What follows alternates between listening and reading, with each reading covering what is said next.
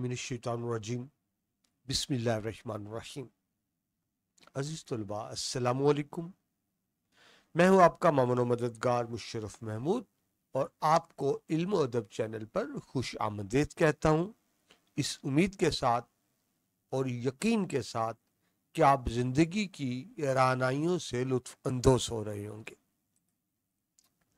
हम day student साले अव्वल की नई बुक के मुताबिक लेक्चर कर रहे हैं और जिस तरह के आप देख रहे हैं कि आज हमारा टॉपिक है आपकी किताब का सबक नंबर 6, मकतूबात गालिब। मकतूब खत को कहते हैं। गालिब के मिर्जा गालिब के 2 खतूत इसके अंदर शामिल हैं। इससे पहले कि हम बाकायदा शुरू करें, हस्बे मामूल हम पहले जरा तारुफ देख लेते हैं। तस्वीरी तारुफ: मिर्जा असदुल्ला खान गालिब, नजीबुद्दौला, नजमुल मुल्क, मिर्जा असदुल्ला खान ऐबक गालिब।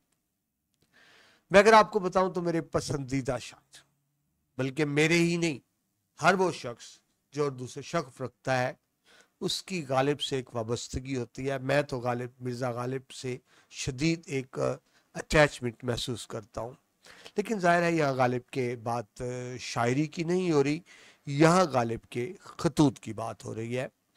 तो गालिब ने जो शायरी में बेशुमार तजर्बात किए और कामयाब तजर्बात किए, वैसे ही गालिब ने खतूत में भी तजर्बात किए। यानी गालिब ने खतूत का अंदाज बदल दिया, खत को एक अहम अदबी सिन्फ बना दिया। आप जो खतूत पढ़ेंगे ये मकातीबे असदुल्ला खान गालिब जो आप किताब देख रहे हैं इसमें से लिए गए हैं। या स्टूडेंट देखें, मेरी क्लास का बोर्ड, आप जानते हैं क्लास में बड़ा वाइट बोर्ड लगा होता है, तो मैंने कितना बड़ा लिखा हुआ है गालिब। सिर्फ ये आपको बताना चाहता हूँ गालिब कितने बड़े शायर थे। मैं अगर आपको आसान सी मिसाल दूं गालिब का मकाम समझाने के लिए कि आप किसको पढ़ने जा रहे हैं। अगर आप उर्दू को एक निज़ाम शमसी समझें, जिसको इंग्लिश में आप सोलर सिस्टम कहते हैं, तो हर सोलर सिस्टम के अंदर एक सूरज होता है, बाकी सितारे और सैयारे उसके गिर्द गर्दिश कर रहे होते हैं, बाकी सितारे सैयारे उससे रोशनी, नूर और हरारत हासिल कर रहे होते हैं। तो ये समझिए आप कि उर्दू का वो निज़ाम शमसी का सूरज मिर्जा गालिब है। मिर्जा गालिब अजमत की जिस बुलंदी पर है उस तक ना कोई दूसरा पहुंच सका, ना कोई पहुंच सकता है। इसमें आप 2 खतूत देखेंगे। ये चले फिर आपको खतूत के साथ साथ मैं तारुफ कराऊंगा। तो बढ़ते हैं मिर्जा गालिब के पहले खत की तरफ। जिस तरह मैंने भी आपको बताया कि पहले ज़माने में खतूत अदबी सिन्फ नहीं होते थे, गालिब ने खतूत को अदबी सिन्फ बनाया। मैं ये समझता हूँ कि गालिब शायर ना होते, सिर्फ खतूत की बुनियाद पर ही गालिब का यकीनन एक बड़ा मकाम था। तो ज़ुबानी बात हुई, अब ज़रा हम तारुफ देख लेते हैं। नाम मिर्ज़ा असदुल्ला खान, अदबी नाम असदुल्ला गालिब, तखल्लुस है गालिब।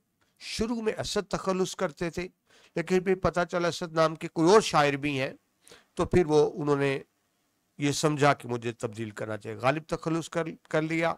उम्र आपने 90 साल पाई, उर्दू के सबसे बड़े शायर भी हैं और आपने उम्र भी लंबी पाई। पैदाइश कहाँ होती है आपकी? आगरा हिंदुस्तान में। नस्ल क्या है जी? तुर्क ऐबक नस्ल से आपका ताल्लुक है। आपके वालिद अब्दुल्ला बेग मुगलिया फौज में सिपाही थे, यानी मुगल फौज से ताल्लुक था। और गालिब फख्र करते हैं कि हमारा ताल्लुक फौज से है।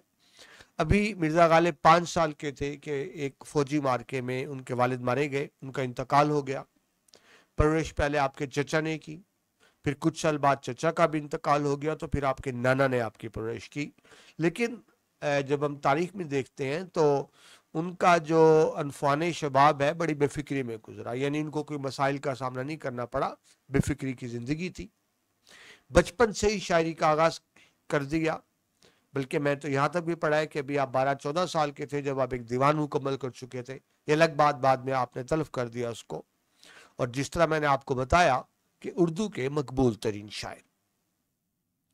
अदबी मकाम की बात करें, दबीरुल मुल्क नजमुद्दौला मिर्जा असदुल्ला खान बेग गालिब, उस्ताजुल असातिज़ा, उस्तादों के भी उस्ताद, उर्दू के मकबूल तरीन शायर, जिस तरह भी आपको बताया उर्दू शायरी का सूरज, खवास पसंद है। यानी गालिब के अशआर आम लोगों के लिए नहीं है। अब क्योंकि आज हमने खतूत पढ़ने हैं तो गालिब के खतूत भी मुनफरिद है, यानी उनके मुखातिब आम लोग नहीं है, खवास है। और गालिब चाहते भी यही है कि सिर्फ उसको वही पढ़े जो उर्दू अदब जानता हो। डियर स्टूडेंट्स, यही वजह है कि गालिब मुश्किल से समझ में आते हैं, क्योंकि उनका कलाम मीर की तरह आम आदमियों के लिए नहीं है। लेकिन जिसको गालिब समझ आ जाता है, फिर गालिब के बाद कोई अच्छा नहीं लगता। तो खवास पसंदी या इनफरादियत पसंदी, वो अपने आप को बाकियों से अलग समझते थे और यकीन अलग थे भी। गैर रिवायती शायर, आम शेरी मौजूआत और आम तरीके से हट के उन्होंने शायरी की और अपना नाम का लोहा मनवाया। कामयाब अदबी तजर्बात किए, माहिर नफ्सियात है, नबाज है, इंसानी नफ्सियात को समझते हैं। आप उनकी शायरी देख लें या उनके खतूत देख लें तो उसमें इंसानी नफ्सियात का इजहार होता है, जो हमारे ज़ाहिर बातन में जंग चल रही होती है उसका इजहार है। बदला संजी हंसने हंसाने वाले, ये मुमकिन नहीं कि गालिब हों और हंसने हंसाने की बात ना हो। उर्दू के जो दो तीन बड़े शायर हम कहते हैं, मीर तकी मीर, गालिब और हजरत इकबाल, तो कहते हैं मीर की शायरी आह की शायरी, दुख भरी शायरी, और गालिब की शायरी वाह की शायरी। गंजीना मायनी, गंजीना कहते हैं खजाने को। गालिब के आप अल्फाज देखें, वो अशआर हों या नसर हों, तो वो एक अल्फाज का खजाना है, एक आम से लफ्ज़ को नए नए मानी और मफाहिम देते। तो गालिब के दो अशआर, वो कहते हैं आते हैं गैब से ये मज़ामी ख्याल में। ये नहीं बस मैं फारिग बैठा था तो मैंने बस लिखना शुरू कर दिया शायरी या ख़त, आते हैं गैब से, और गैब आपको पता है ऊपर से आते हैं गैब से ये मज़ामी ख्याल में, गालिब शरीर खामा निवाए सरोश है। सरीर खामा जो कलम चलता है ना, तो कलम की आवाज होती है, उसे सरीर खामा कहते हैं। सरोश हज़रत जिब्राइल का लक़ब, कहते हैं मुझ पे भी वही आती है। अब देखिए वही अंबिया पर आती है, तो ये इसका मतलब अल्हाम है। अल्हाम किसी को भी हो सकता है, आपको भी मुझे भी। यानी कहना चाहते हैं कि खुदा में दिल में बात डालता है तो मैं लिखता हूं। तो ये वो कहते हैं मेरे कलाम की हैसियत है। और फिर खुद ही कहते हैं गंजीन आए मानी का तिल्स्म जादू, इसको समझिए जो लफ्ज के गालिब तेरे अशआर में आवे। वो कहते हैं मैं जिस लफ्ज को इस्तेमाल कर लेता हूं ना, तो लफ्ज खजाना बन जाता है, यानी नए नए मफाहिम अता कर देता। तो ये सिर्फ आपको समझाने के लिए था कि गालिब का मकाम और मर्तबा क्या है। आज हम गालिब के खतूत देख रहे हैं, तो स्पेसिफिकली खास तौर पर खतूत के वाले से बात कर लेते हैं। गालिब खत को आधी मुलाकात करार देते हैं। देखिए जिस जमाने में गालिब थे, टेलीफोन तो नहीं था, मोबाइल, इंटरनेट, सोशल मीडिया तो नहीं था।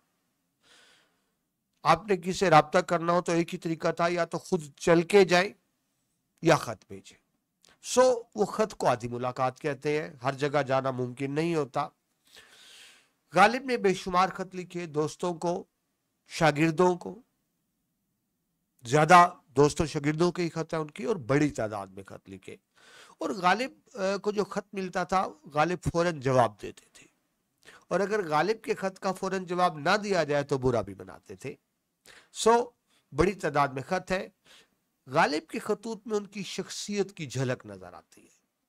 ज़हन में रखिए, गालिब के खतूत सिर्फ उनकी ज़ात के लिए अहम नहीं, उनकी अहम तारीखी अहमियत भी है, क्योंकि उसमें सिर्फ गालिब की ज़ात नज़र नहीं आती, गालिब का अहद नज़र आता है। उस ज़माने के बहुत से वाक़यात ऐसे हैं जो हमें तारीख की किताबों में नहीं मिलते, लेकिन गालिब के खतूत में मिलते हैं। तो बात को समझिए, गालिब के खतूत की अदबी अहमियत तो है, साथ तारीखी अहमियत भी है।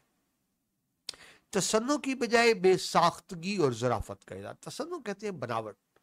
पहले ना खतूत में बड़े अलकाब होते थे, जनाब, साहब, किबला, काबा, मोहतरम, इस तरह के अल्फाज थे। गालिब ये नहीं करते, वो डायरेक्ट खत शुरू कर देते, यानी इन तकल्लुफात में नहीं पड़ते। ज़राफत हंसी मजाक को कहते हैं, जो आपको पहले बता चुका मैं। गालिब के खतूत में हंसी मजाक आपको नजर आएगी, बेसाख्तगी नजर आएगी, लेकिन साथ साथ इल्मियत और जिद्दत पसंद भी, जितने नयापन। यानी खत को जो वो पहले तवील, जिस तरह मैंने आपको बताया, अलकाब होते थे, भारी कम अल्फाज होते थे, मुश्किल अल्फाज होते थे, गालिब ने खत को आसान बना दिया। जिद्दत पसंदी है और इतना आसान कर दिया कि खत भी अहम अदबी असनाफ में शुमार होने लगा। बाद में जितनों ने खतूत लिखे उन पर आप गालिब के असरात देख सकते हैं। बेसाख्तगी, बेतकल्लुफी, तंज़ो बेसाख्तगी, यानी वो लगता नहीं कि बात बना कर रहे हैं, बस जो दिल में बात आई लिख दी, कोई यानी बनावट उसके अंदर नहीं नजर आती, कोई तकल्लुफ नजर नहीं आता। हाँ, ताजगी और शौकी जरूर नजर आती है। गालिब मकालमा की तर्ज पर गुफ्तगू करते। मकालमा होता है डायलॉग, डायलॉग एक कह रहा है सुन रहा है, यानी हमें ये नहीं लगता हम गालिब के खतूत पढ़ रहे हैं, हमें लगता है मिर्जा गालिब नौशाद जी हमसे बातें कर रहे हैं। मुकालमे का अंदाज, यानी यूं कह सकते हैं आप कि तहरीरी की बजाय बयानिया अंदाज। देखिए, जब हम कोई तहरीर लिखते हैं तो अंदाज और होता है, जब जबानी बात करते हैं तो अंदाज और होता है। तो गालिब का तहरीरी की बजाय बयानिया अंदाज है। और जिस तरह आपको पहले बताया, अहम अदबी और तारीखी दस्तावेज यानी डॉक्यूमेंट की हैसियत हासिल है गालिब के खतूत को भी, और इसी तरह हजरत इकबाल के खतूत को भी। मुरासले में मकालमे का अंदाज, मुरासला खत को कहते हैं, लेकिन उनका मरासला भी मुकालमा लगता है। इस भी आपको बताया। उर्दे हिंदी और उर्दे मुअल्ला के नाम से आपके खतूत के मजमूए शाया हो चुके। मिर्जा गालिब खुद अपने खतूत के बारे में बताते हैं, वो कहते हैं जी मैंने वो अंदाज़े तहरीर ऐजाद किया, मतलब वो भी जानते थे कि नया अंदाज है, मैंने वो अंदाज़े तहरीर ऐजाद किया है कि मुरासले को मुकालमा बना दिया। 1000 कोस से बाज़ाबाने कलम बातें किया करो, हिज्र में वसाल के मजे लिया करो। कोस किलोमीटर, यानी वो हजारों दूर बैठे हो, हिज्र होता है जुदाई, विसाल होता है मिलना, तो बैठे तो दूर हो लेकिन मेरा खत पढ़ के तुम्हें लगेगा मैं तुमसे बातें करूं, गोया विसाल हो जाएगा, मुलाकात हो जाएगी। जिस तरह मैंने आपको कहा कि वो खत को आधी मुलाकात करा देते। ये तारुफ था जी। अब आते हैं बाकायदा खतूत की तरफ, ये आपको समझाना जरूरी था ताकि इसके मुताबिक आप तशरीह करें। गालिब ने पहला खत लिखा है अलाउद्दीन अलाई के नाम। तो इससे पहले कि हम खत शुरू करें, तारुफ देख लेते हैं अलाउद्दीन अलाई का। ये कौन है? भारत में एक रियासत थी, रियासत लोहारो। तो ये वहां के नवाब थे अमीनुद्दीन खान। तो ये उनके बेटे हैं जी। ये आप पिक्चर देख रहे हैं नवाब अमीनुद्दीन अहमद खान की, जो लोहारो रियासत के वाली हैं, यानी वहां के नवाब हैं। ये अलाउद्दीन उनके बेटे हैं और बाद में वो भी नवाब बने। यानी जब गालिब ने खत लिखा उस वक्त तो नवाबजादे थे, नवाब के बेटे थे, और बाद में वो खुद भी नवाब बने। तो आप ये देख रहे हैं कि अमीनुद्दीन ये तीसरे नवाब हैं जो आप तस्वीर देख रहे हैं रियासत लोहारो के, और उनके बाद चौथे नवाब बने नवाब अलाउद्दीन, जिनके नाम ये खत आप पढ़ रहे हैं। मिर्जा गालिब को अलाउद्दीन अपने बेटे की तरह ही अजीज थे। वो खुद भी अलाउद्दीन उर्दू और फारसी के बहुत अच्छे शायर थे, और मिर्जा गालिब उनको अपना खलीफा सानी का दर्जा देते हैं, यानी अपना खलीफा यानी खास शागिर्दों में शुमार करते हैं। गालिब ने नवाब अमीनुद्दीन के नाम 7 खत लिखे थे, यानी इनके वालिद का नाम, जबकि अलाउद्दीन के नाम आपने 57 खत तहरीर 57, यानी मिर्जा गालिब ने जिसके नाम सबसे ज्यादा खत लिखे हैं 57, वो अलाउद्दीन अलाई ही हैं। यानी उस वक्त नवाब ज्यादा थे, बाद में ये खुद भी नवाब बने। ये लोहारो साबका पंजाब की एक रियासत थी जो अब हरियाणा में शामिल है, और ये दिल्ली से तकरीबन 150 किलोमीटर के फासले पर, यानी मिर्जा गालिब वहां से 150 किलोमीटर के फासले पर दिल्ली में रिहाइश पजीर थे।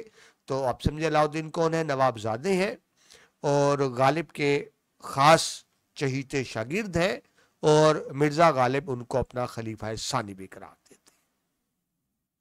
ठीक है जी। तो इस नाम के बाद दबाते हैं बाकायदा खत की तरफ। इल्फाज हमें एक एक देखना पड़ेगा क्योंकि गालिब के यहाँ जरा इल्फाज खासे जानदार है। तो शुरू से देखिए, शुरू करते हैं जाने गालिब।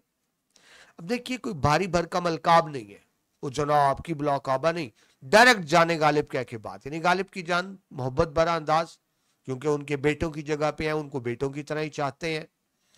तो यानी जाने गालिब, नीचे आप अल्फाज में देख सकते हैं, भारी भरकम अल्फाज की बजाय बेतकल्लुफाना अंदाज उन्होंने खत को दिया। एक एक लफ्ज देखें, तुम तो समरे नौरस हो। समर कहते हैं फल, नौरस कहते हैं ताजा, ताजा पका हुआ फल। यहां मुराद है नौजवान बेटा, यानी जवान औलाद होती है ना, तो जवान औलाद के लिए यानी ताजा पका हुआ फल, मुराद क्या है? जवान औलाद। तुम तो समरे नौरस हो उस निहाल के। निहाल कहते हैं वो दरख्त जिस पर फल लगता है।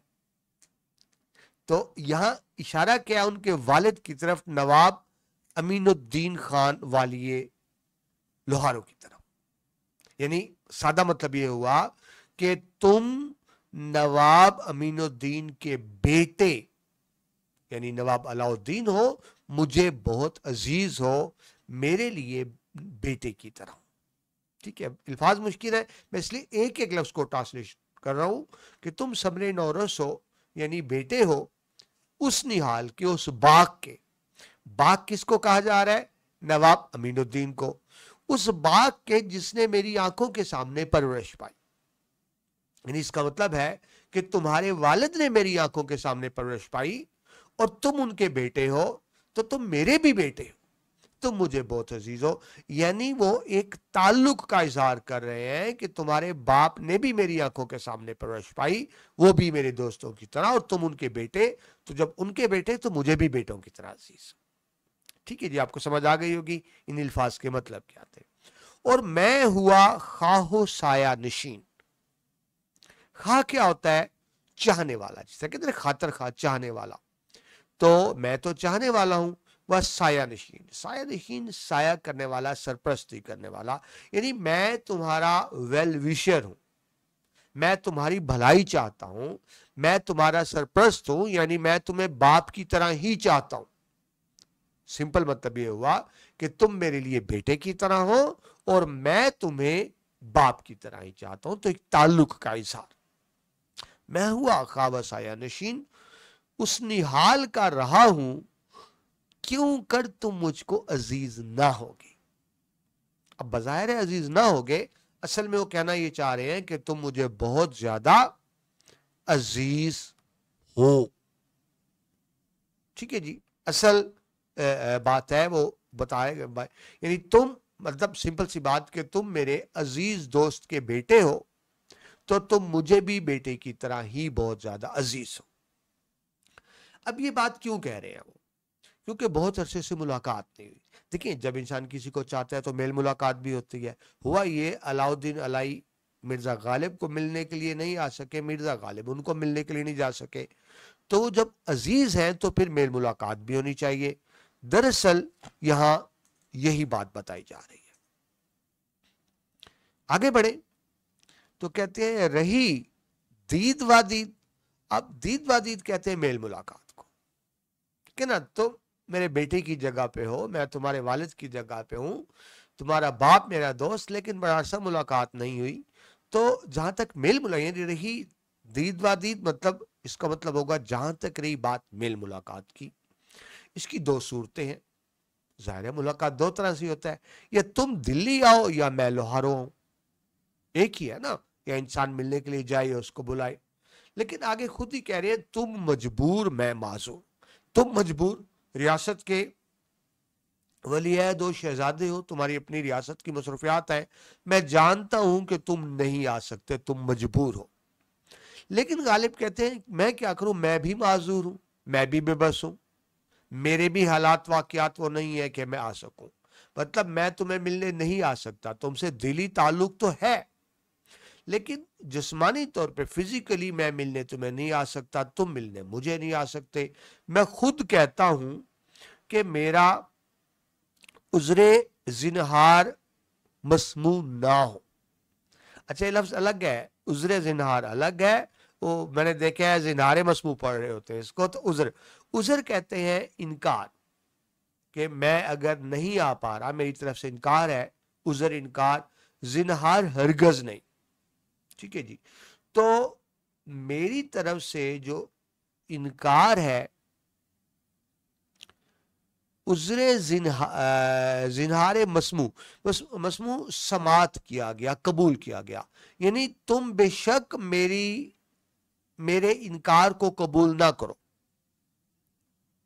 बात समझे? गालिब भी कहना चाह रहे हैं कि मैं अगर नहीं आ सकता, मैं उजर कर रहा हूं, मैं माजरत कर रहा हूं, तो तुम बेशक मेरी माजरत कबूल ना करो, लेकिन मेरी बात सुन लो। यानी जब मेरी बात सुन लोगे तो फिर तुम मेरी माजरत को भी कबूल कर लोगे। यानी गालिब कहना ये चाहते हैं कि मेरी बात सुने बगैर तुम बेशक मेरी बात के कायल ना हो, लेकिन मेरी बात तो सुन लो ना। मेरा उजरे जिनहार मसमू ना हो, यानी मैं जो ना आने के लिए माजरत कर रहा हूं। ठीक है, उजरे जिनहार होगा ना आने के लिए माजरत करना।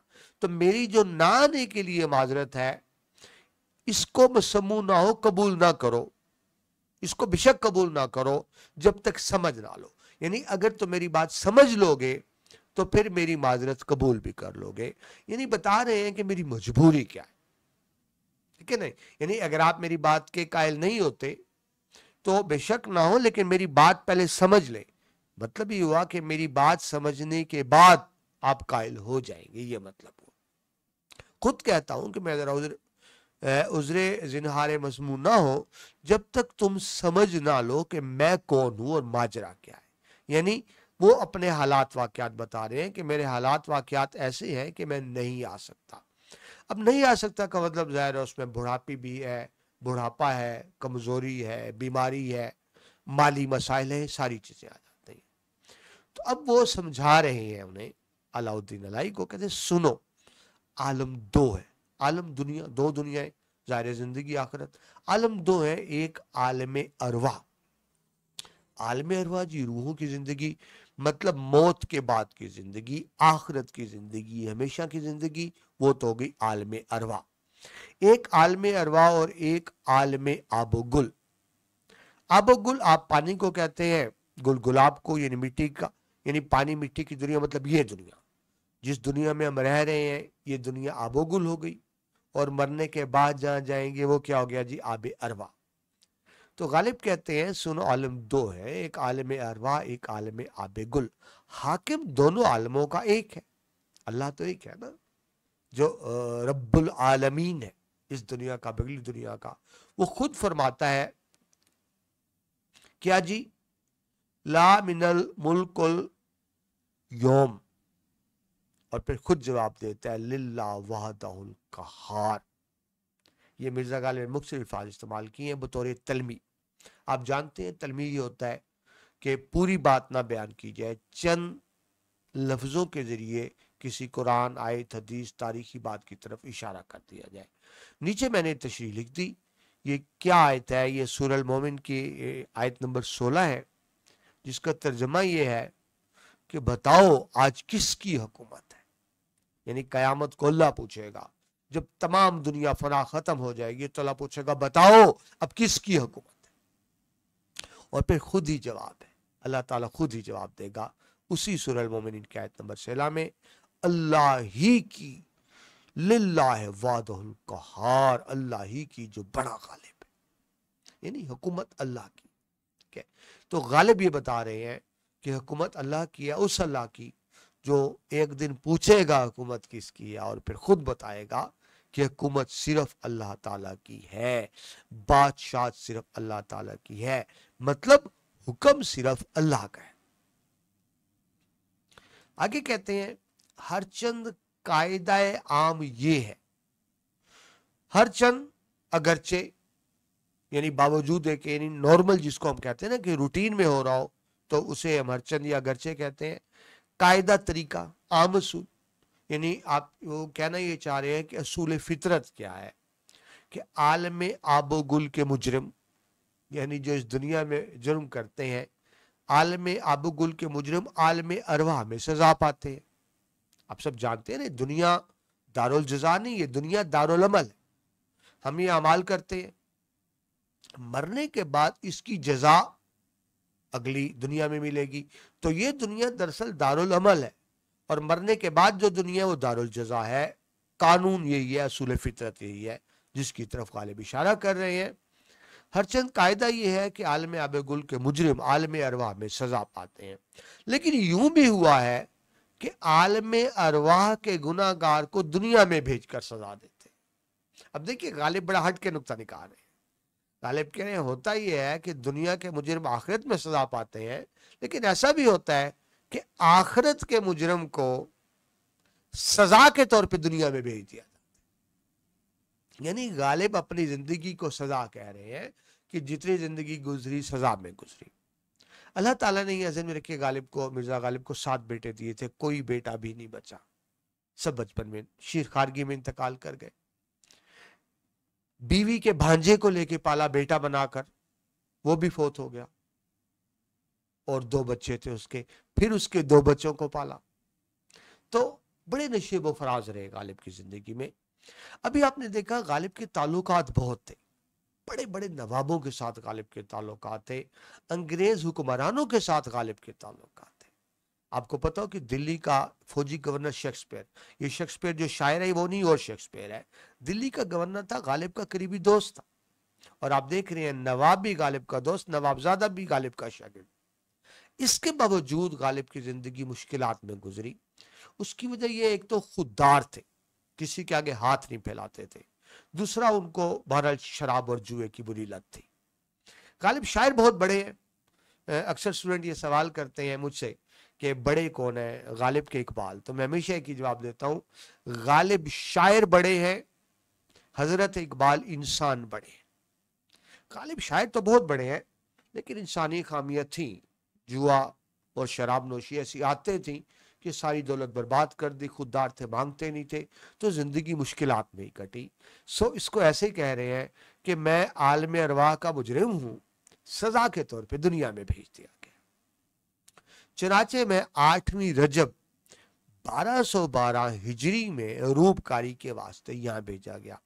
یہ ڈیٹ اسٹوڈنٹ کو اپنی تاریخ پیدائش بتا رہے ہیں. آپ کی کتاب میں تو سن عیسوی میں ہے نا, وہ سن ہجری میں بتا رہے ہیں. یعنی بتا رہے ہیں کہ میں 2012 8 رجب 2008 کو پیدا ہوں. عروب کاری کہتے ہیں مقدمے کی پیشی. جو مجرم ہوتے ہیں, ملزم ہوتے ہیں, آزاد ہوں یا گرفتار ہوں, ان کو پیشی پر عدالت میں پیش کیا جاتا ہے. تو مجرموں کو پیش کرنے کے لیے جو کورٹ کی طرف سے آرڈر جاری ہوتا ہے اس کو عروبکار کہتے ہیں. ٹھیک ہے جی. تو کہتے ہیں میں بھی عروبکاری کے واسطے یہاں بھیجا گیا. نہیں, اب دیکھیں غالب کی انفرادی پسندی دیکھیں. دنیا کی سزا آخرت میں پاتے ہیں, اور کہتے ہیں میں آخرت کا مجرم, مجھے دنیا میں سزا کے لیے بھیجا گیا. اور یہ ان کی ڈیٹ آف برتھ ہے اسلامی تاریخ میں. 13 برس سوالات میرا. اب دیکھیں کیا خوبصورت نقطہ نکال رہے ہیں, 13 برس سوالات میرا. یہ وہ بات کریں اپنی غیر شادی شدہ زندگی کی. غالب کی 13 سال کی عمر میں شادی ہو گئی تھی, اور اس پہ حیران نہ ہو, اس وقت ایک عام کلچر تھا کم عمر میں شادی کرنا. اب یہ باریک نقطہ دیکھیں, ایک ہوتی ہے حوالات, ایک ہوتی ہے جیل. حوالات ہوتی ہے پولیس میں, آپ اس کو چھوٹی حوالات کہہ سکتے ہیں, عارضی جیل کہہ سکتے ہیں, کیونکہ قانون یہ ہے کہ پولیس زیادہ دیر تک نہیں رکھ سکتی. یا تو اس کو سزا دے کے جیل بھیج دیا جاتا ہے یا آزاد کر جاتا ہے. تو عارضی سزا کہہ لیں حوالات.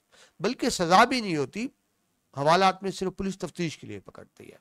لیکن جب سزا ہو جاتی ہے تو پھر جیل میں بھیج دیا جاتا ہے. تو جیل کی قید اور ہے, حوالات اور ہے.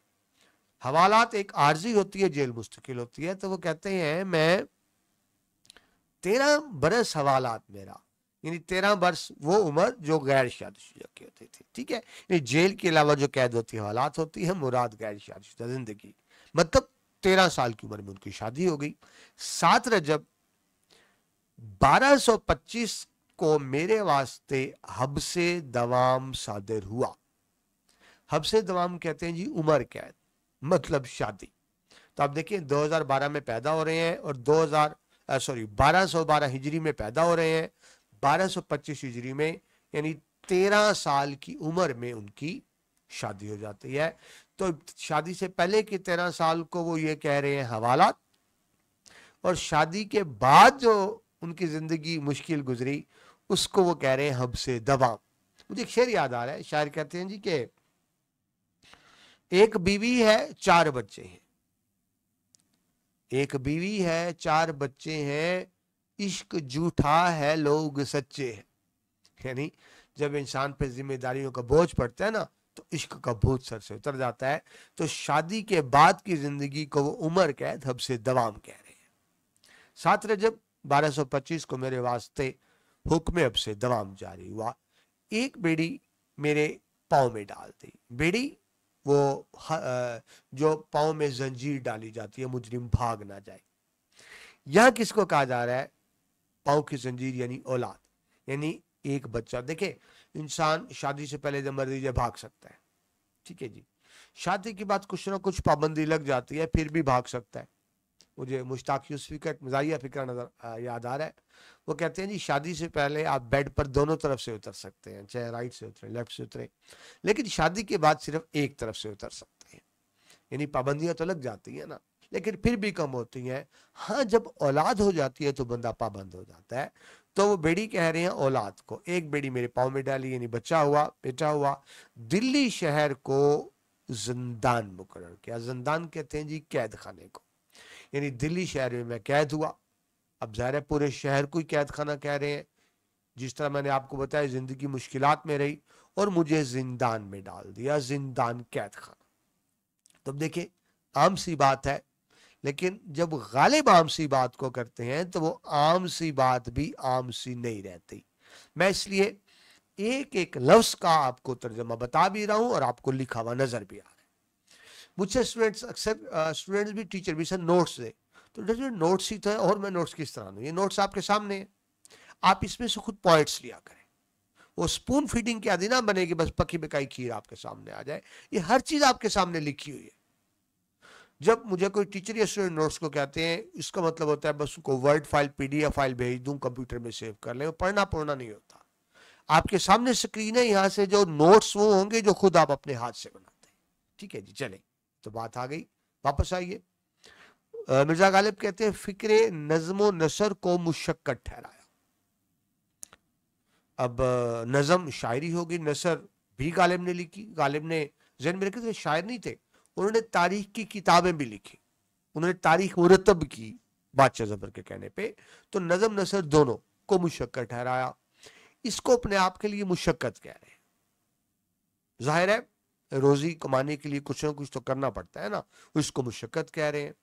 बरसों बाद जेल से भागा। अब यह जेल का मतलब घर है, यह जेल का मतलब बीवी बच्चे हैं। यानी ये कहते हैं मैं घर से भागा, घर से बाहर निकला। ठीक है जी। 3 वर्ष बिलाद शर्किया में फिरता रहा। बिलाद मुल्क को भी कहते हैं, शहर को भी कहते हैं। मशरकिया, शर्किया यानी मशरक ईस्ट साइड पे, यानी हिंदुस्तान के मशरकी सिमत में वाक़िया मुख्तलिफ शहर। ठीक है जी, इसका ये मतलब होगा। तो 3 वर्ष वो कहते हैं मुख्तलिफ शहरों में फिरता रहा। पायाने कार मुझे कलकत्ता से पकड़ लाए। पायाने कार आखिरकार, इंग्लिश में आप कहते हैं कंसिक्वेंटली, यानी नतीजा ही निकला कि भाग तो गया घर से, लेकिन 3 साल बाद क्या हुआ, वो अलगर्ज मुझे कलकत्ता, मैं कहते कलकत्ता चला गया था, कलकत्ता से पकड़ के फिर घर ले आए और फिर उसी मोहबस में बिठा दिया गया। मोहबस यानी वो उसे कैद कह लें, कैद खाना कह लें, जिंदान कह लें, बिठा दिया गया। जब देखा कि कैदी ग्रेस पा है, जब दूसरों ने देखा ग्रेस पा भागने के लिए तैयार, यानी घर से भाग गया था, वापस घर ले आए। लेकिन देखने वालों ने देखा ये फिर भागना चाहता है, ये फिर भागना चाहता है। देखिए, जब वो कैदी जो खतरनाक होते हैं ना, उन्हें जेल में बड़ी सख्त कड़ी निगरानी में रखा जाता है। ठीक है जी, तो वही बात हुई। जब देखा कि कैदी ग्रेस पा है, 2 हथकड़ियां और बढ़ा दी। आपने मूवीज में देखा होगा खतरनाक कैदियों के हाथ और पांव में बेड़ियां डाली होती हैं, भाग ना सके। अब 2 हथकड़ी और बढ़ा दी। हथकड़ी आप पहले देख चुके, औलाद, तो यानी 2 बेटे। अब यहाँ 2 हथकड़ियों का मतलब क्या है, मैंने भी आपको बताया, मिर्जा गालिब के तो बच्चे बचपन में फौत हो गए थे। तो एक उनकी बीवी के भांजे थे जिनका नाम आरिफ था। आपने आरिफ को बेटों की तरह पाला, आरिफ को जवान किया, आरिफ जवान हुआ, आरिफ की शादी की, आरिफ के 2 बेटे हुए।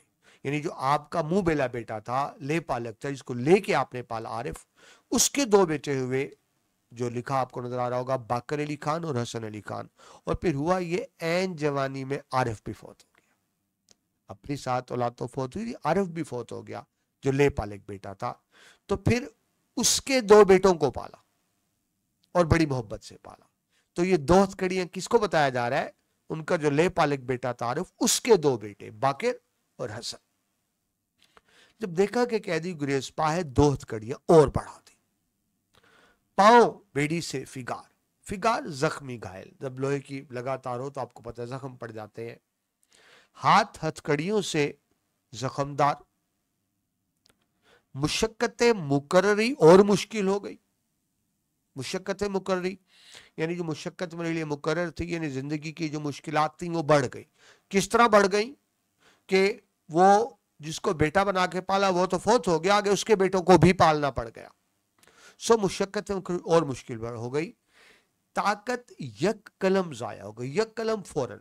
अब वो कहते हैं मुझ में पहले जैसी ताकत नहीं रही, अब वो ताकत तवायन नहीं। मुझे गालिबी का शेर याद आ रहा है, कहते हैं जी, मारा मारा जमाने ने असदुल्ला खां तुम्हें, मारा जमाने ने असदुल्ला खां तुम्हें, वो वलवले कहां वो जवानी किधर गई।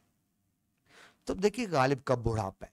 ज़हन में रखिए, हम गालिब के खत पढ़ रहे हैं और गालिब अलाउद्दीन को बता रहे हैं कि मैं तुम्हें मिलने क्यों नहीं आ सकता, यानी अपनी माजूरी बता रहे हैं कि मैं इन हालात में हूं, तो बताओ मैं तुम्हें मिलने कैसे आऊं। अपनी मजबूरियों का जिक्र कर रहे हैं। फिर लिखते हैं आगे, बेहया हूं, यानी मुश्किलें इतनी पड़ी कि मुझे मर जाना चाहिए था, लेकिन मैं फिर भी जिंदा हूं। डीठ, बेहया, डीठ के महीनों में बेहया हूं। गुज़िश्ता साल बीड़ी को जाविये ज़िंदान में छोड़ माँ 2 हथकड़ियों के भागा। यानी इतनी मुश्किलात थी, वो मरे हुए बेटे के बेटों को पा रहा था, लेकिन फिर मैं ऐसा बेहया हूं, उनको छोड़ के एक बार फिर भागा घर से। अब ज़हन में रखिए, गालिब के भागने का मतलब क्या था? बेहतर रोजगार की तलाश। जब मुश्किलात आई तो बेहतर रोजगार के लिए गालिब, इंसान कहते हैं ना सफर वसीला जफर, इंसान इधर निकलता है तो गालिब इसलिए निकले। तो कहता है 2 हथकड़ियों के भागा, मीरठ मुरादाबाद होता हुआ रामपुर पहुंचा, शहरों के नाम। कुछ दिन कम 2 महीने वाले, तकरीबन 2 महीने रहा, फिर पकड़ आया, फिर पकड़ा आया, वो फिर पकड़ के ले आया यार दोस्त। अब अहद किया है कि फिर ना भागूंगा, यानी घर से बार बार भाग रहे हैं, उनको फिर पकड़ के लाया जाता है। बिल्कुल ऐसे जैसा कैदी जेल से भागे, उसको वापस जेल में ले आते हैं। अब कहते हैं ना भागूंगा, क्यों ना भागूंगा, वजह भी समझ ले, भागूंगा क्या, भागने की ताकत ना रही। अब बूढ़ा हो गया हूं, ज़ईफ हो गया हूं, कमजोर भी हूं, बीमार भी हूं, तो बस यानी ये समझ ले, वो जो उर्दू में कहते हैं चरागे सहारी हूं, कि चरागे सारी, सुबह का चराग, चराग में इतना तेल होता है कि रात को जलता है, सुबह ना भी बुझाए चराग अपने आप बुझ जाता है। तो जो जिंदगी के आखिरी मरहले पे वो मरने के करीब हो, उसको चरागे सारी कहते हैं। तो ये गालिब वही बात कर रहे हैं कि चरागे सारी वाली बात। हुक्म रिहाई देखिए कब सादिर, वो जिंदगी को जेल कह रहे हैं, तो इसका मतलब रिहाई का मतलब क्या हुआ? मौत। यानी कब मैं इस दुनिया से रिहा होऊंगा, इस दुनिया से जाऊंगा, यानी मरने की, इंतकाल की बात कर रहे हैं। हुक्म रिहाई देखिए कब सादिर हो। एक ज़ईफ सा एहतमाल है, एहतमाल, अमकान, पॉसिबिलिटी, कि इसी माह ज़ीउल हज्जा 1277 में छूट जाऊंगा। मिर्जा गालिब ने अपनी डेट ऑफ डेथ खुद निकाली थी। पहले ये इल्म था कि ना, मिर्जा गालिब इल्म जानते थे, अपनी डेट ऑफ डेथ निकालनी, तो गालिब ने खुद अपनी मरने की तारीख निकाली थी। तो उसके मुताबिक वो बता रहे हैं कि ज्यादा अमकान ये है कि मेरी जिंदगी का आखिरी महीना है, अमकान ये है कि शायद इसी माह मेरी कैद खत्म हो जाए, जिंदगी की कैद से रिहाई पा जाऊं। ठीक है जी। तो ये पेशेन गोई की गालिब ने। ये अलग बात कि गालिब की अपनी ये पेशेन गोई गलत साबित हुई। गालिब ने ये पेशेनगोई की थी 1277 हिजरी में, ठीक है जी। वो बनता है 1861 सन ईस्वी। लेकिन मिर्जा गालिब इसके 7 साल बाद 1868 में 90 वर्ष की उम्र पे वो इंतकाल करते हैं। यानी जब ये पेशेनगोई करते हैं उस वक्त उनकी उम्र है 83 साल, 83 ईयर्स। और उन्होंने पेशेनगोई की कि मेरे मरने का वक्त आ गया, लेकिन अल्लाह ने उनको मजीद जिंदगी दी, वो 7 साल और जिंदा रहे और यूं 90 साल की तवील उम्र में मिर्जा गालिब का इंतकाल होता है। लिखते हैं बाहर तकदीर रिहाई के, यानी जब रिहा हो जाता है तो इंसान सवाए अपने घर की और कहीं नहीं जाता, जेल से रिहा होगा घर आएगा, मैं भी बात निजात सीधा आलम अरवाह को चला जाऊंगा। यानी मिर्जा गालिब जिंदगी के मसाइल से इस कदर तंग है, वो कहते हैं जी बस इस जिंदगी से रिहाई मिले, यानी वो मौत को रिहाई करार दे रहे हैं और फिर कहते हैं मैं आलम अरवाह में चला जाऊंगा। तो आप खत देखें, ये ज़ीउल हज 1277 को लिखा, सन ईस्वी की बात करें तो 1861 है। आखिर में गालिब ने फारसी का एक शेर लिखा है। गालिब को आपको पता अपनी फारसी जबान पे फख्र था, अपनी फारसी शायरी पर ही फख्र था। ये अलग बात बाद में उर्दू की तरफ आए, हत्ता कि हजरत अल्लामा इकबाल की बात करें तो उनका भी फारसी कलाम ज्यादा है, तो मिर्जा गालिब को अपनी फारसी पर फख्र था। तो हम एक एक लफ्ज देखते हैं शेर का। वो कहते हैं फर्क फर्क कहते हैं खुशी मुबारक दिन होना, खुशी खुशी का दिन, मुबारक का दिन। फर्क आ रोज वो रोज, यानी फर्क खुशी का दिन, आ रोज वो रोज के अज खाना घर जिंदा कैद बरूम निकलूं। यानी वो कहते हैं वो मेरे लिए मुबारक दिन होगा जब मैं इस जेल से निकलूंगा। जिंदगी को कैद जेल कह रहे हैं, मेरे लिए मुबारक दिन होगा जब इस कैद से जान छूटेगी। वो है ना शेर, अब तो घबरा के ये कहते हैं कि मर जाएंगे, मर के भी चैन ना पाया तो किधर जाएंगे। तो गालिब इतने तंग हैं, वो इस दुनिया को जेल कह रहे हैं, कहते हैं मेरे लिए बड़ा मुबारक दिन होगा जब मैं इस जेल से निकलूंगा।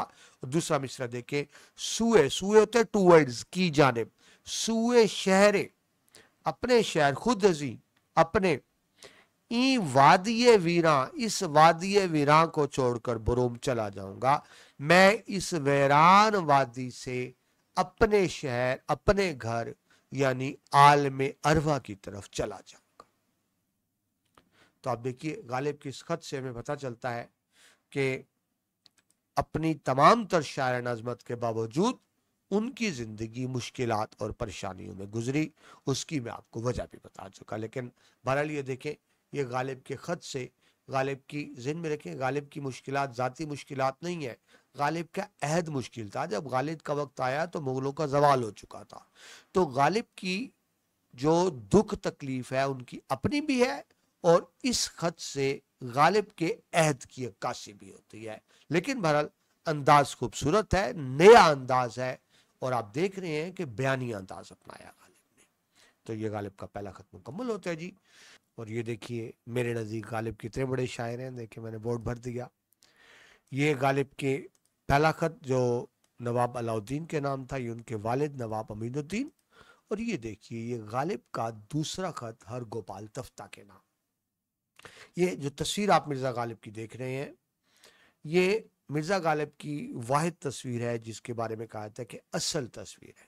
ये जो आपको छोटी तस्वीर नजर आ रही है ना राइट साइड पे, उसकी बात करूं, ये मिर्ज़ा गालिब है, उनकी वाहिद असल तस्वीर।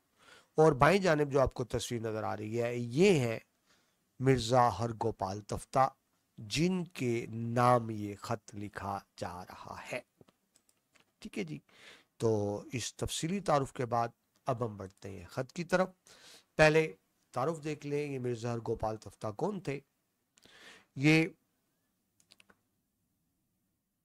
मिर्ज़ा गालिब से सिर्फ 2 साल छोटे थे। यानी आप कह सकते हैं मिर्ज़ा और गोपाल तफ्ता एक तरह से गालिब के हमउम्र थे, लेकिन वो गालिब के बहुत ही सादतमंद और फर्मा बरदार शागिर्द थे। नाम हर गोपाल था, मिर्जा गालिब उनको प्यार से उनसे तफ्ता कहते थे। मिर्जा गालिब को उनसे बड़ा उन्स था और उनको भी मिर्जा गालिब से बहुत उन्स था। मिर्जा गालिब ने जितने अब तक खतूत लिखे हैं उनमें सबसे ज्यादा खतूत मिर्जा तफ्ता के नाम है। ठीक है जी।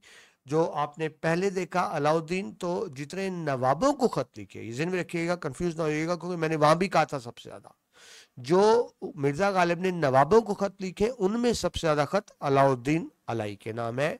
लेकिन मजमूई तौर पर जिस शख्स को गालिब ने सबसे ज्यादा खत लिखे वो मिर्जा अरगोपाल तफ्ता है। 124 खतूत दस्तयाब हो सके।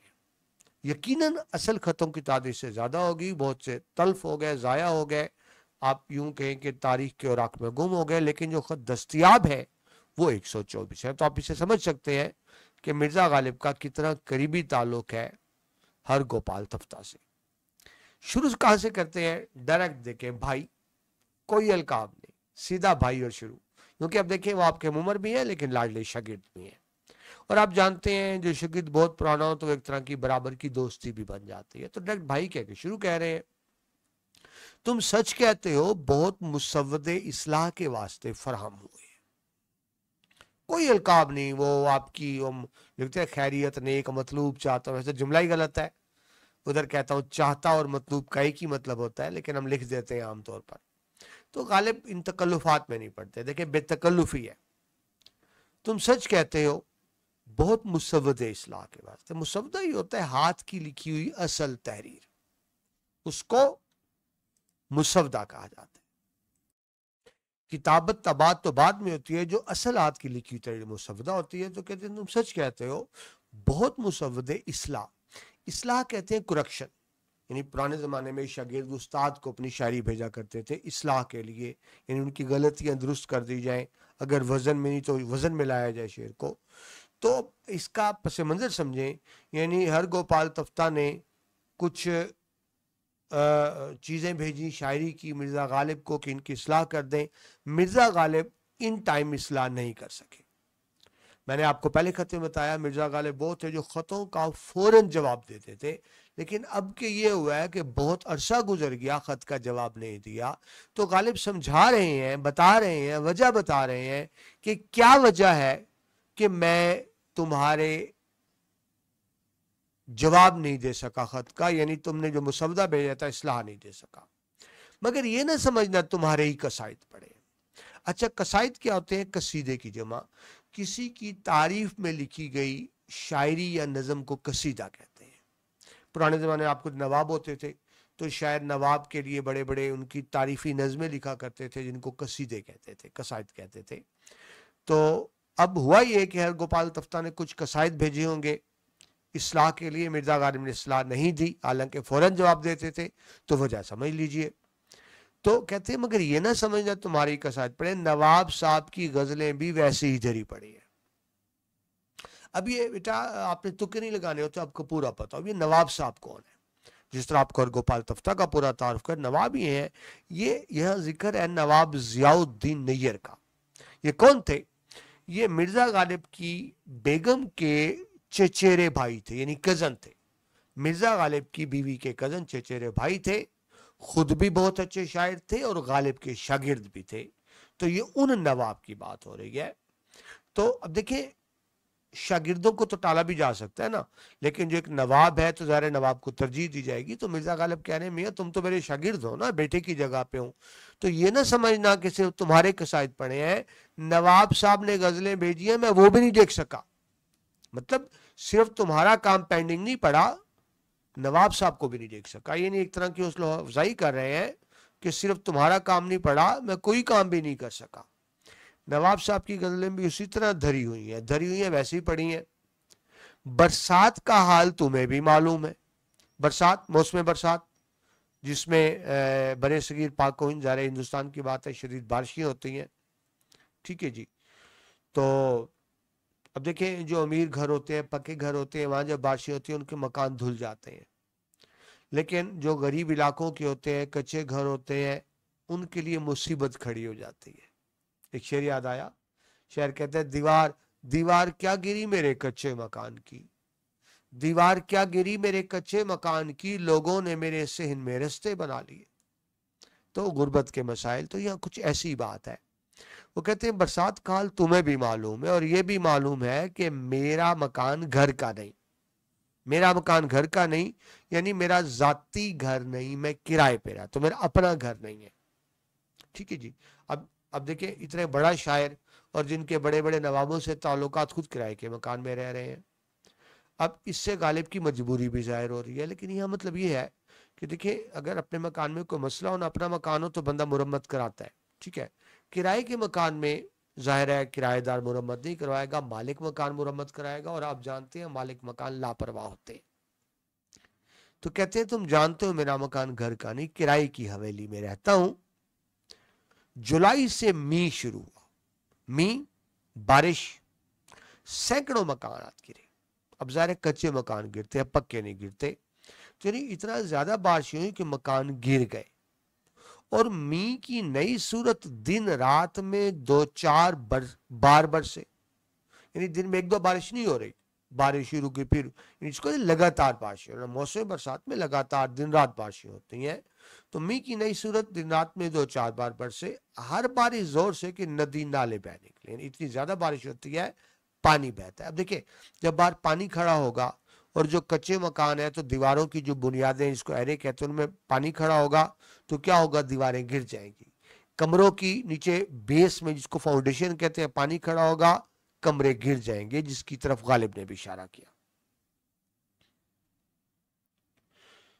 वो कहते जी, बाला खाने का जो दैलान मेरे उठने बैठने, सोने जागने, जीने मरने का महल है, अगरचा गिरा नहीं लेकिन छत छिलनी हो गई। बाला खाना अपर स्टोरी, जो मकान के ऊपर, यानी गालिब ऊपर के हिस्से में रहते थे, नीचे कोई और होगा ज़ाहिर है, क्योंकि किराएदार हैं तो उनको ऊपर का हिस्सा मिला हुआ है, तो वो बाला खाना हो गया। दालान बड़ा कमरा होता है, लंबा कमरा, सहनुमा, यानी ये कवर्ड नहीं होता, यानी कमरा जो चारों से कवर नहीं, बंद नहीं होता, ओपन रूम आप कह लें, बड़ा कमरा, बरामदा टाइप कमरा कह लें, तो उसको दलान कहते हैं। तो बाला खाने का जो दलान मेरे उठने बैठने, यानी मेरा उठना बैठना वही है, मतलब सोना जागना वही, सोने जागने, जीने मरने का महल, महल मकाम, यानी मेरी जिंदगी उसी दालान में गुजर रही है। यानी एक ऐसा कमरा जो चारों तरफ से बंद भी नहीं। आप सोचे, आप एक ऐसे कमरे में बैठे हैं जो चारों तरफ से बंद भी नहीं, तो बारिश भी आ रही है, सर्दी भी आ रही है, वो मामला अपनी जगह पे। गिरा नहीं लेकिन छत छिलनी हो गई। अभी गालिब ने बताया बहुत से मकान गिर चुके, वो गिरा नहीं, छत छिलनी होना, सुराख होना। अब तो आप जानते हैं ना जी, आपको शायद अंदाजा ना हो, छतों पे लेंटर होते हैं और लेंटर को कुछ भी नहीं होता। तो डियर स्टूडेंट, पहले लेंटर नहीं हुआ करते थे, कच्ची मिट्टी की छतें होती थी। अब जब लगातार बारिश होती थी तो छत के अंदर सुराख हो जाते थे, ठीक है। अब जब छत में सुराख होगा तो जरा पानी टपक कर नीचे भी आएगा। तो वही बात कर रहे हैं, छत गिरी, छत अगरचा गिरा नहीं, छत छिलनी हो गई। कहीं लगन, कहीं चलमची, कहीं उगालदान रख दिया। लगन बड़ा बर्तन, से टप होते हैं ना, बड़ा टप जिसमें आप पानी स्टोर करते हैं, तो घर में जो बड़ा बर्तन पानी स्टोर करने का, उसको लगन कहा गया, ठीक है जी। कहीं चलमची, चलमची हाथ मुंह धोने का बर्तन, छोटा सा कटोरा जिसके अंदर ना, आपने मेहमानों को देखा होगा, बर्तन लाते हैं, उसी के अंदर हाथ धो लेते हैं मुझे उठ के जाने के, ठीक है जी। तो चलमची हाथ मुंह धोने का बर्तन हो गया, ठीक है जी। उगालदान, जिसको आप थूक दान कहते हैं, थूक फेंकते हैं। पुराने जमाने में लोग पान बहुत खाते थे, तो वो पान की पीक या थूक फेंकने के लिए उगालदान, ठीक है जी। तो अब सूरत हाल ये है, वो कहते हैं छत से पानी गिर रहा है और नीचे फर्श भी कच्चा है। छत कच्ची थी, मिट्टी कच्ची मीठी थी, पानी नीचे आया, अब नीचे फर्श भी तो कच्चा है ना, कोई मार्बल टाइल्स तो नहीं लगी। तो वो आपको पता है, कच्ची मिट्टी पे पानी हो तो कीचड़ हो जाता है। तो अब गालिब ये कर रहे हैं कि जहां जहां से पानी गिर रहा है वहां नीचे मुख्तलिफ बर्तन रखे हुए, और जब बर्तन भरते हैं तो बाहर फेंक देते हैं, बर्तन दोबारा रखते हैं। ये सूरत हाल है उनके घर की, कि पानी कमरे के अंदर आ रहा है, जगह जगह बर्तन रखे हुए हैं ताकि कीचड़ ना हो।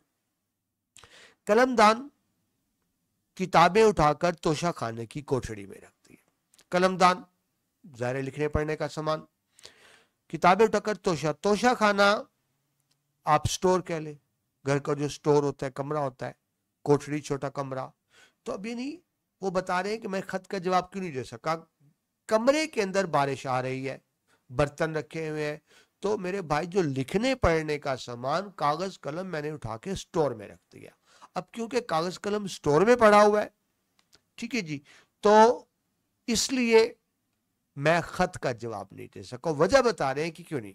मैंने अभी आपको बताया ना, गालिब तो फौरन खतों का जवाब देते थे, तो वो अपने शागिर्द को बता रहे हैं कि ये वजह है कि तुम्हारे खत का जवाब नहीं दे सका। तोशा खाना स्टोर को, ठीक है जी। मालिक मुरम्मत की तरफ वो तवज्जो नहीं, मकान मालिक है वो तवज्जो नहीं दे रहा, मुरम्मत नहीं करवा रहा। कश्ती नौ में 3 माह रहने का इत्तफाक हुआ। कश्ती नूह, हजरत नूह अलैहिस्सलाम की कश्ती तलमी है। तलमी आप जानते हैं, किसी तारीखी वाक़े की तरफ इशारा। हजरत नूह की कौम नाफरमान थी तो अल्लाह ने अजाब भेजा के पानी, बारिश इतनी होगी, पानी ही पानी हो गया पूरी दुनिया में, सिर्फ उनकी कश्ती बची और उसमें चंद लोग। और उन्होंने, हजरत नूह ने क्या किया था, हर जानदार में से एक एक जोड़ा लिया ताकि नस्ल बरकरार रहे, और बाकी तमाम दुनिया डूब गई पानी में। तो यहाँ वो कह रहे हैं कश्ती नूह में, यानी वो गालिब ये कह रहे हैं कि मेरा मकान भी एक ऐसी जगह पे है जहां चारों तरफ पानी ही पानी है, उसको बतौर तलमी कश्ती नूह कह रहे हैं, मुराद हर तरफ पानी।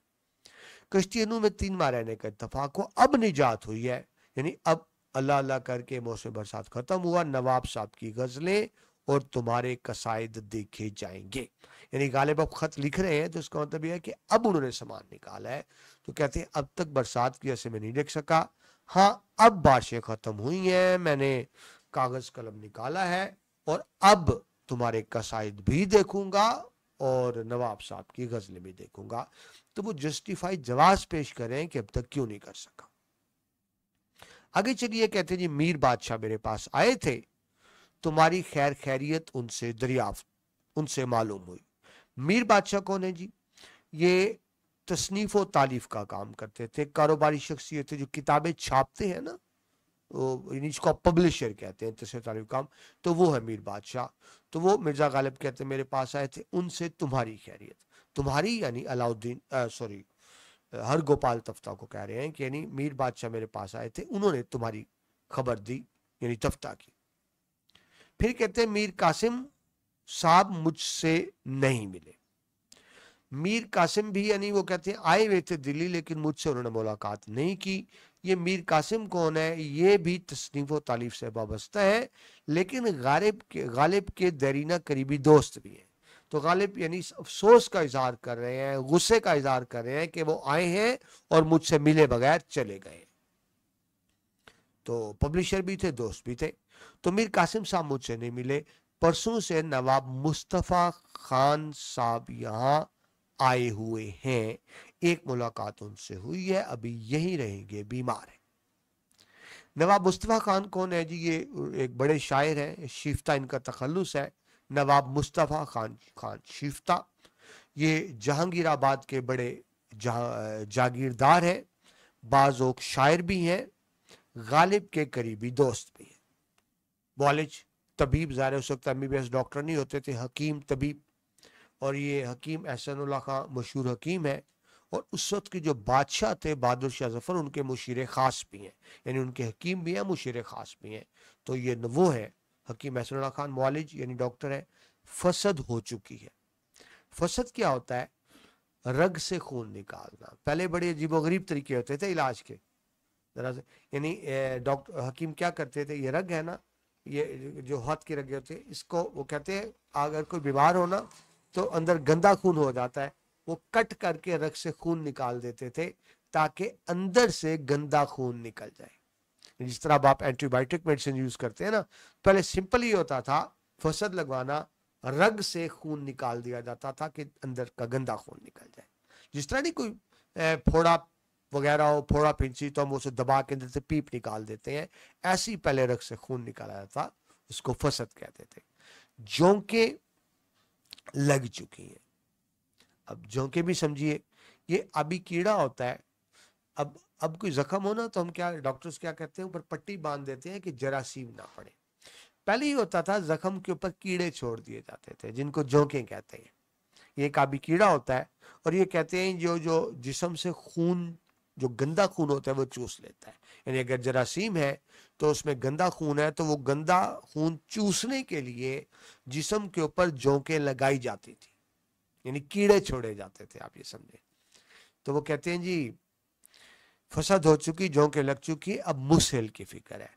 مسل قبض دور کرنے کی دوا۔ قبض آپ جانتے ہیں جو اس کو ڈائسنٹری کہتے ہیں، یعنی وہ آپ کھاتے پیتے ہیں تو یعنی ان پٹ ہو رہا ہو آؤٹ پٹ نہ ہو رہا ہو، تو اس کو قبض کہتے ہیں۔ تو مسل قبض کی دوا، یعنی وہ پیٹ کھل جائے اور اخراج ہو سکے، تو مسل کی فکر ہے۔ سو اس کے سوا سب طرح کی خیریت ہے۔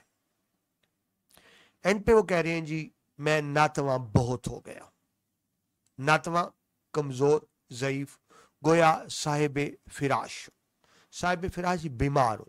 دیکھیں کمزور ہونا اور بات ہے، کمزور تو عمر کے ساتھ ہوتا ہے نا انسان، لیکن بیمار ہونا اور بات ہے، بیمار جوانی میں بھی ہو سکتا ہے، لیکن اگر بڑھاپا بھی ہو اور ساتھ بیمار بھی ہو تو یہ تکلیف بڑھ جاتی ہے۔ تو کہتے ہیں گویا صاحب فراش ہوں۔ کوئی شخص نیا تکلف کی ملاقات کا آ جائے، کوئی شخص نیا، دیکھیں اپنوں کے ساتھ بے تکلفی ہوتی ہے، بیٹھنے کی ضرورت نہیں ہوتی، لیٹے لیٹے گپ شپ ہو جاتی ہے، لیکن کوئی نیا بندہ آ جائے جس کے ساتھ فرینکنس نہ ہو، جس کے ساتھ تعلق نہ ہو، یعنی رکھ رکھا ہو، بے تکلفی نہ ہو، تو پھر اس کے لیے اٹھ بیٹھتا ہوں، ورنہ لیٹے لیٹے ہی ملاقات کرتا ہوں، یعنی اتنا کمزور ہو گیا ہوں اٹھ کر بیٹھ نہیں سکتا۔ کوئی شخص نیا تکلف کی ملاقات کا آ جائے تو اٹھ بیٹھتا ہوں، ورنہ پڑا رہتا ہوں، لیٹے لیٹے خط لکھتا ہوں، لیٹے لیٹے مسودات دیکھتا ہوں، اللہ اللہ اللہ، یعنی اللہ کو یاد کرنے کا مطلب بیچارگی کا اظہار بھی، اور یہ کہ اللہ مالک ہے۔ غالب نے یہ خط ماہ اکتوبر 1884 کو لکھا اور ان خطوط کو مرتب کیا غلام رسول مہر نے۔ اب یہ دیکھیں یہ جب غالب نے خط لکھے ہیں انہوں نے 64 میں، اس وقت ان کی عمر 85 سال تھی، اور 69 میں ان کا انتقال ہو جاتا ہے، یعنی اپنے انتقال سے 5 سال پہلے، یعنی غالب نے 90 سال عمر پائی، تو آپ عمر کو کیلکولیٹ کریں، غالب کی عمر 90 سال تھی، اور جب غالب نے یہ خط لکھا اس وقت ان کی عمر 85 سال تھی، اور 85 سال میں بھی صورتحال تھی، آپ نے دیکھا وہ اٹھ کے بیٹھ نہیں سکتے تھے۔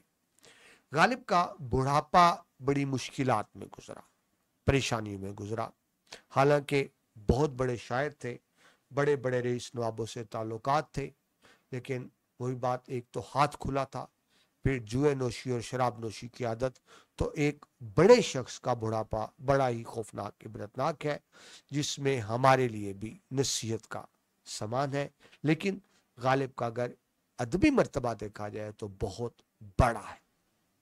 تو اس خط میں آپ نے دیکھا کہ یہ خط غالب کی آخری عمر کی عکاسی کرتا ہے، جس میں پتہ چلتا ہے کہ آخری عمر میں غالب کے کیا حالات رہے۔ اسلوب بڑا منفرد سا ہے کہ پہلے خطوط اس طرح سے نہیں لکھے جاتے تھے۔ میں ریوائز کر دوں پہ دوبارہ، غالب نے خط کو آدھی ملاقات قرار دیا، غالب نے اس کو بیانیہ بنا دیا، یعنی تحریری انداز کو بیانی انداز بنا دیا۔ غالب کا انداز آپ خط پڑھتے ہیں تو آپ کو یہ نہیں لگتا پڑھ رہے ہیں، لگتا ہے غالب آپ سے باتیں کر رہے ہیں۔ انہوں نے مراسلے کو مکالمہ بنایا، جو پہلے خط میں بڑے تعلقات تکلفات ہوتے تھے، آپ جناب صاحب کعبہ قبلہ ختم کر دیے، ڈٹ خط شروع کیا، ٹھیک ہے جی۔ اور اس طرح سے غالب نے خط میں تربات کیے کہ غالب کے خطوط کے بعد مکتوب نگاری بھی ایک اہم ادبی صنف میں شمار ہونے لگی۔ تو یوں غالب کے خطوط کی ادبی اہمیت بہت زیادہ ہے۔ تو یہ 1.5 اسٹوڈنٹس غالب کے خطوط مکمل کیے، اس میں بہت سے مشکل الفاظ تھے، لیکن میں نے کوشش کی کہ ایک ایک لفظ کو آپ کے لیے آسان کروں، ٹھیک ہے جی۔ امید ہے آپ کو لطف بھی آیا ہوگا، مزہ بھی آیا ہوگا۔ اگر آپ کو میری لیکچر سے کچھ فائدہ ہو رہا ہے، اور یقیناً ہو رہا ہوگا انشاءاللہ، تو اوپر آپ ایک ریکویسٹ دیکھ رہے ہیں سبسکرائب کی اور شیئرنگ کی۔ اس اپنے علمی چینل کو دوستوں سے ضرور شیئر کیا کیجئے، تاکہ علم کا سلسلہ آگے سے آگے بڑھتا رہے، چراغ سے چراغ جلتا رہے۔ اپنا بہت سا خیال رکھیے گا۔ اللہ حافظ۔